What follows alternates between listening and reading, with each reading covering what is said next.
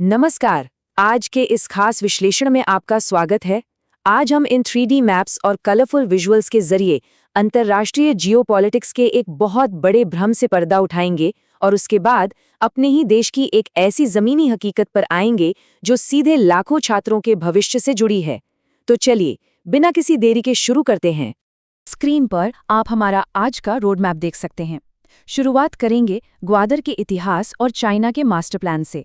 फिर देखेंगे ग्वादर की असली ग्राउंड रियलिटी और भारत की काउंटर स्ट्रैटेजीज। और आखिर में सीपेक के फेल होने की वजह और अपने डोमेस्टिक एजुकेशन सेक्टर की बड़ी चुनौतियों पर चर्चा करेंगे। तो चलिए, अपने पहले सेक्शन से शुरुआत करते हैं। ग्वादर पोर्ट का इतिहास, एक ऐसी जगह जो दरअसल शुरुआत में पाकिस्तान की थी ही नहीं। अब इस टाइमलाइन को ध्यान से देखिए। 1950s में ग्वादर असल में ओमान के कंट्रोल में था और ये स्मगलिंग का एक बहुत बड़ा अड्डा हुआ करता था।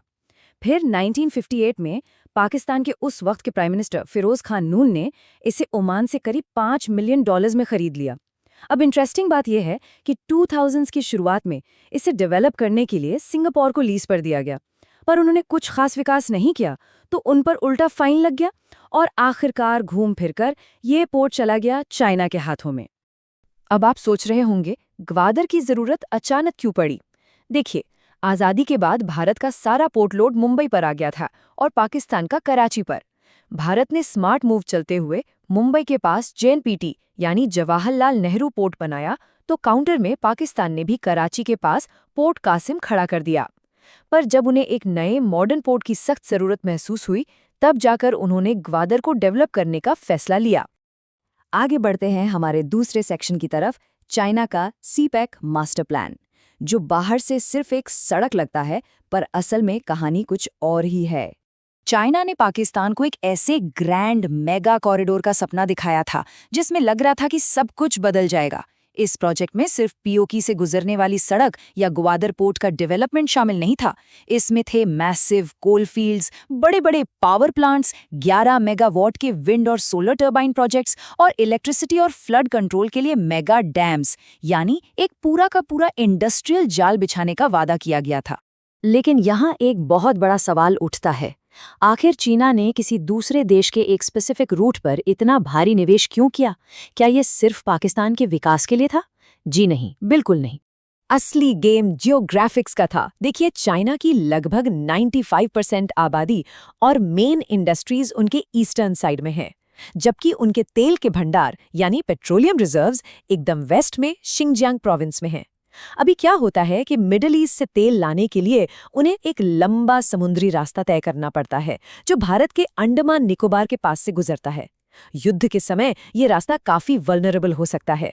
ग्वादर और सीपेक के जरिए चाइना की कोशिश ये थी कि सीधे जमीन के रास्ते तेल शिंगजियांग तक पहुंच जाए। यही था उनका सबसे बड़ा स्ट्रेटेजिक फायदा। चलिए अब आते हैं तीसरे सेक्शन पर, ग्वादर की जमीनी हकीकत। हाइप बहुत है, पर आंकड़े क्या कहते हैं? आइए देखते हैं। पाकिस्तान में अक्सर ये दावा किया जाता है कि ग्वादर दुनिया का सबसे गहरा पोर्ट है। सुनने में बड़ा लगता है ना? पर जरा इस चार्ट को देखिए। डेटा के अनुसार ग्वादर की डेप्थ सिर्फ 14 मीटर है, वहीं हमारे भारत का मुंद्रा पोर्ट 16 मीटर गहरा है। और अगर आप ट्रूली डीप पोर्ट्स की बात करें जैसे एम्स्टरडैम, तो वो 80 मीटर तक गहरे हैं। तो सबसे गहरा होने का ये जो दावा है वो तथ्यों के आगे बिल्कुल टिक नहीं पाता। और कैपेसिटी की बात करें, यानी एक वक्त पर कितने जहाज वहां लग सकते हैं, ग्वादर के पास सिर्फ 3 बर्थ्स हैं, सिर्फ 3। अब इसको कंपेयर कीजिए, मुंद्रा पोर्ट पर 30 बर्थ्स हैं और सिंगापुर में तो एक साथ 250 जहाजें पार्क हो सकती हैं। ग्वादर के मैसिव साइज का जो हाइप बनाया गया था वो इन नंबर्स के आगे एकदम हवा हो जाता है। लेकिन इन खोखले ग्रैंड प्लान्स की कीमत सच में बहुत भारी पड़ी। ये नंबर देख रहे हैं आप, 5 लाख करोड़। पाकिस्तान ने सीपीसी के चक्कर में चाइना से लगभग 5 लाख करोड़ रुपए का उधार ले लिया। ये बिल्कुल वैसी ही डेट ट्रैप वाली स्थिति बन रही है जिसमें फंसकर श्रीलंका को अपना हैम्बनटोटा पोर्ट 99 साल के लिए चाइना को सौंपना पड़ा था। अब इस नंबर को पिछले नंबर से कंपेयर कीजिए।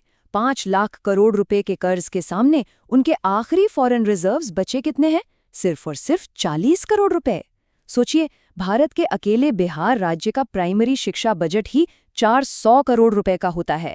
ये आंकड़े साफ दिखाते हैं कि आर्थिक और स्ट्रक्चरल प्लानिंग में कितनी भयंकर चूक हुई है।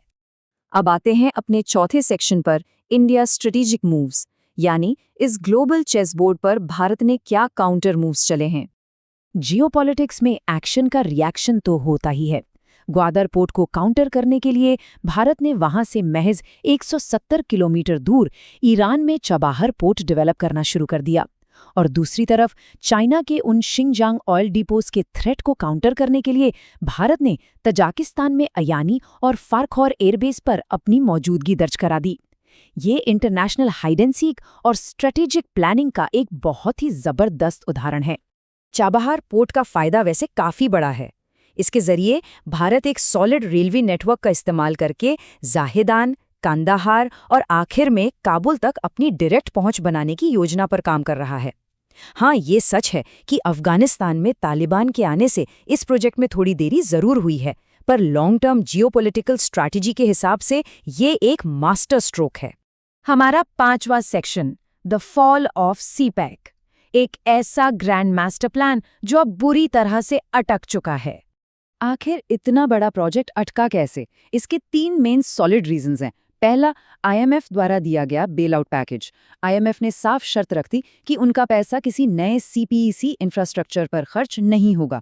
दूसरा बड़ा रीजन, टीटीपी और बीएलए जैसे मिलिटेंट ग्रुप्स द्वारा ग्वादर और वहां काम कर रहे चाइनीज वर्कर्स पर लगातार हमले, जिसने वहां डर का माहौल बना दिया है।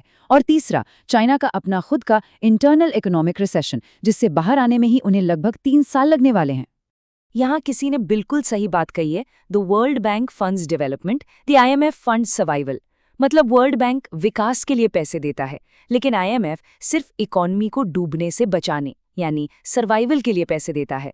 और जब बात सिर्फ जिंदा रहने की हो तो सीपेक जैसे महंगे मेगा प्रोजेक्ट्स का रुक जाना तो तय ही था। चलिए, अब अंतर्राष्ट्रीय जियोपॉलिटिक्स और दूसरे देशों की नाकामियों से निकलकर हम मुड़ते हैं अपने छठे और आखिरी सेक्शन की तरफ। एक ऐसी डोमेस्टिक सच्चाई जो सीधे हमारी और आपकी आने वाली पीढ़ी के भविष्य से जुड़ी है। हमारे एजुकेशन सेक्टर की चुनौतियां। एक तरफ पड़ोसी देश खोखले मेगा प्रोजेक्ट्स का लोन चुका नहीं पा रहे, और दूसरी तरफ हमारे अपने देश में सिस्टम ही लीक हो रहा है। हाल ही में हमने देखा कि बिहार में बीपीएससी टीचर एग्जाम, यूपी में आरओ, एआरओ और पुलिस एग्जाम्स, और झारखंड में जेपीएससी जैसे कई बड़े और अहम परीक्षाओं के पेपर लीक हो गए। ये हम सबके लिए सच में एक बहुत घबराने वाली स्थिति है। और अगर आप इन मामलों की जांच प्रक्रिया को देखें तो सच्चाई थोड़ी और चौंकाने वाली है। इन्वेस्टिगेशन में पता चला कि ये लीक बाहर से नहीं, बल्कि खुद अंदर के अधिकारियों ने इंटरनली पेनड्राइव्स के कोड्स लीक करके किया। बिहार की इकोनॉमिक ऑफेंसेस यूनिट ने इस पर सख्त कार्रवाई तो शुरू की है, पर इन लीक्स के तार सिर्फ किसी एक राज्य तक सीमित नहीं हैं। इनके लिंक्स प्रयागराज, वाराणसी, लखनऊ से होते हुए बंगाल और उड़ीसा तक फैले हुए मिले हैं। एक पूरा नेटवर्क काम कर रहा था। पर इन सब में सबसे बड़ा नुकसान किसका हो रहा है? उन लाखों छात्रों का। यहाँ ये स्क्रीन पर लिखी लाइन बिल्कुल दिल पर लगती है। Students study with great exhaustion and dedication, breaking their moral is devastating. सोचिए, एक स्टूडेंट जो दिन रात एक करके एनडीए, सीडीएस, नीट या जेई जैसे टफ एग्जाम्स की तैयारी करता है, जब किसी सिस्टम की लापरवाही से उसका पेपर लीक हो जाता है ना, तो वहां सिर्फ एक एग्जाम कैंसिल नहीं होता, उस बच्चे का पूरा मनोबल टूट जाता है। और किसी भी सख्त और बढ़ते हुए देश के लिए ये बहुत बड़ा झटका है। तो आज के इस विश्लेषण के अंत में हम सबके सामने एक बहुत ही बड़ा सवाल खड़ा होता है। एक तरफ अंतर्राष्ट्रीय स्तर पर कुछ देश उधार के चक्कर में अपनी आज़ादी खो रहे हैं, और दूसरी तरफ हमारे अपने घर में लीक होते परीक्षा सिस्टम के कारण भविष्य की नींव कमजोर हो रही है। ऐसे में आने वाले कल के लिए एक मजबूत और सुरक्षित स्ट्रक्चरल इंटेग्रिटी आखिर कैसे सुनिश्चित की जा सकती है, ये सोचने का विषय है और हमें इस पर जरूर विचार करना चाहिए। आज की इस 3D और कलरफुल डेटा पैक चर्चा में हमारे साथ जुड़े रहने के लिए आपका बहुत बहुत धन्यवाद। मिलते हैं अगले एक्सप्लेनर में।